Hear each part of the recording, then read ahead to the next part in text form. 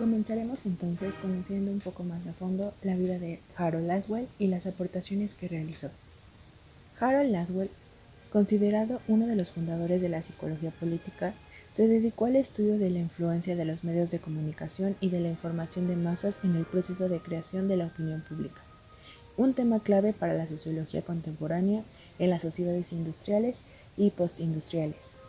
Nació en Illinois, Estados Unidos, el 13 de febrero de 1902 y falleció en Nueva York en 1978. Laswell fue un sociólogo estadounidense, profesor en la Universidad de Yale y director de la División Experimental para el Estudio de la Comunicación en Tiempos de Guerra. Fue uno de los fundadores de la sociología política americana. En la Universidad de Chicago, donde cursó sus estudios superiores, recibió la influencia del pragmatismo de William James, aunque posteriormente sería mayor la incidencia de Freud y el psicoanálisis en sus trabajos.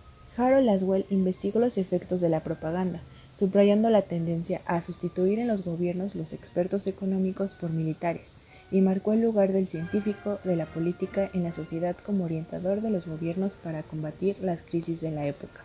Estudioso de temas de comunicación y política, es autor de la famosa fórmula ¿quién dice qué, a quién, por qué canal y con qué efecto?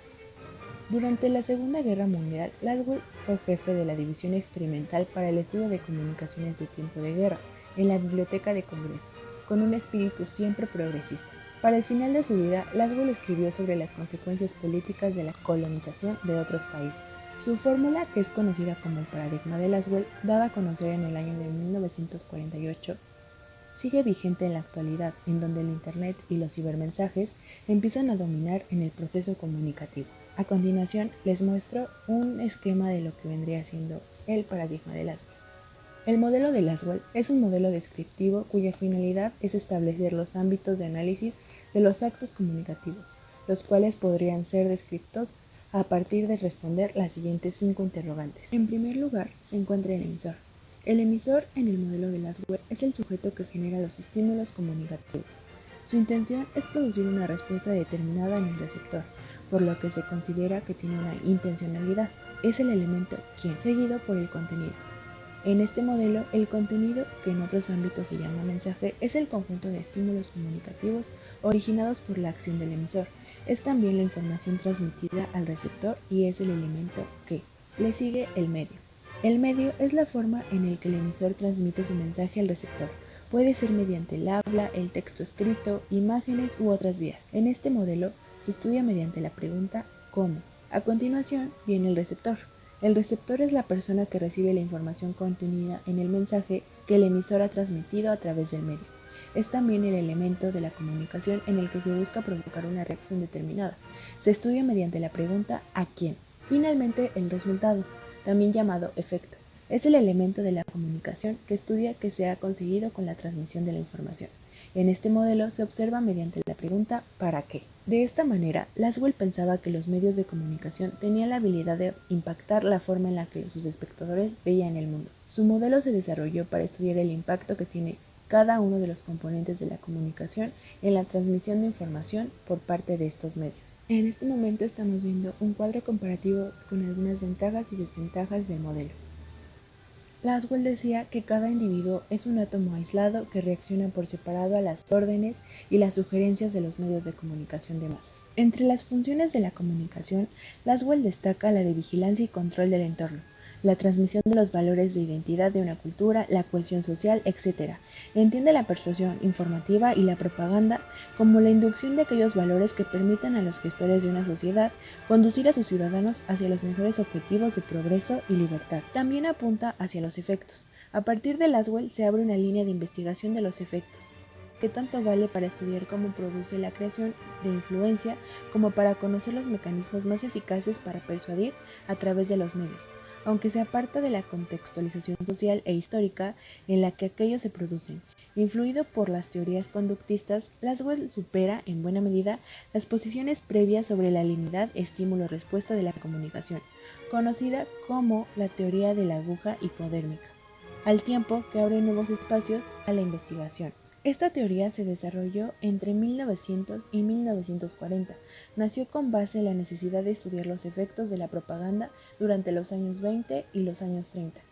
La teoría hipodérmica es una teoría post hoc, correlación consciente o casualidad falsa, ya que define después de la Primera Guerra Mundial, después de ver los efectos que tuvo la propaganda en este conflicto. La también llamada Bullet Theory es una teoría de la comunicación que trata de explicar el poder de persuasión que tienen los medios de comunicación masiva tradicionales, como el cine, el radio y la prensa, sobre los públicos a través de la propaganda. Su principal postulado dice que estos medios de comunicación inyectan una información con un contenido que se da por cierto y verídico, es decir, por lo que un medio de comunicación diga, por ejemplo, que se desató una guerra y que es cierto y que de ninguna manera requiere ser verificado. A mencionar son las características que da Lasswell para una sociedad fácil de manipular. Ese sería un quién, que es un sujeto que genera un estímulo. El estímulo se convierte en el contenido y para ello se habilitan unos canales que facilitan la llegada del estímulo a la sociedad en su conjunto. El objeto es pasivo y es el que se experimenta. El sujeto es activo, ya que manda un mensaje al receptor sobre el cual se experimentan los estudios y no se aplican las relaciones entre campos de análisis, sino que se delimitan. Las características de la aguja hipodérmica son que para que una sociedad sea un blanco fácil para la persuasión es necesario el aislamiento, la individualidad, la falta de interacción y la pasividad de sus individuos. La asimetría de los roles, es decir, que no haya una igualdad entre estos. La iniciativa está exclusivamente en el emisor y los efectos solo en el receptor. Es decir, es unidireccional. La comunicación unidireccional, como lo mencionaba, y esta es un proceso totalmente intencional. Los emisores tienen un efecto omnipotente. Ante absolutamente todo estímulo se espera una respuesta que será siempre igual, siempre la misma y en igual medida. Para que un mensaje sea persuasivo y cambie la actitud y la conducta, tiene que cambiar previamente las creencias del receptor del mensaje. Actividad o proceso en el que el comunicador intenta inducir un cambio en las creencias, actitudes y conductas de otra persona o un grupo de personas. Para Lasswell, el exitoso empleo de la propaganda tiene que ver con la dosificación y el control del énfasis, y ello está conectado de manera muy directa con la acción de los medios de comunicación. El propagandista deberá conseguir que la información desfavorable a su causa sea relegada a un lugar secundario en la cobertura de los medios de comunicación, y por el contrario, las ideas favorables deben ocupar los titulares y lugares más destacados en el periódico del día. El objetivo de la aguja se divide en dos campos según la intención: propaganda política o publicidad comercial. De análisis y conclusiones nos deja a pensar cómo fue el origen de esta tesis, dado que acaba de terminar la Segunda Guerra Mundial y bueno, vino la pregunta de qué fue lo que pasó, en qué momento Hitler empezó a tener tanto peso, sus discursos empezaron a ser tan escuchados y bueno, tan entendidos. Sociólogo austriaco, estudió en la Universidad de Viena, donde se doctoró en matemáticas aplicadas en 1925 y física con una tesis sobre los aspectos matemáticos de la teoría de Einstein.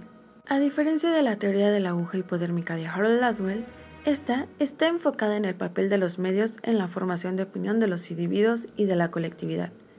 Es decir, que los mensajes de los medios de comunicación no llegan de manera directa a los individuos, sino a través de los líderes de opinión, que son los que filtran los mensajes. Es decir, que cada persona percibe y maneja los mensajes según su criterio y se dejan persuadir únicamente cuando quieren, pues el receptor, al estar ligado a un grupo social, político, económico e incluso una cultura determinada, interpretará los mensajes según su criterio y dependiendo de su entorno.